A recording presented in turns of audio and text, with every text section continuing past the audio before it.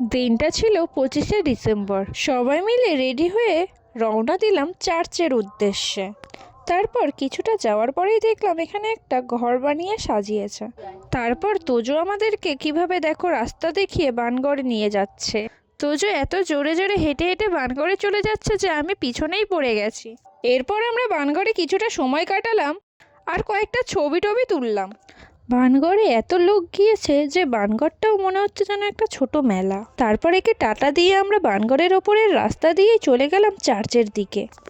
তারপর কিছুটা হাঁটার পরেই আমরা পৌঁছে গেলাম চার্চের গেটের সামনে। তারপর আমরা চার্চের ভিতরে আস্তে আস্তে ঢুকে গেলাম। ঢুকে দেখি গুহাতে সবাই ছবি তুলতে ব্যস্ত, তাই আমরাও ছবি তুলতে চলে গেলাম। ছবি তোলা শেষ করে আমরা সামনের দিকে গেলাম।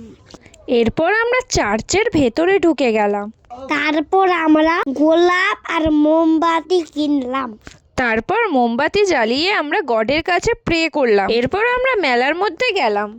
মেলায় ঢুকতে না ঢুকতে চারিদিকে কত ভিড় আর চারিদিকে কত রকমের দোকান। এরপর মেলা ঘুরে তোজোর জন্য বল কিনে আর কিছু খাওয়া দাওয়া করে হাতে কেক নিয়ে বাড়ি ফিরে গেলাম। আজকের জন্য টাটা।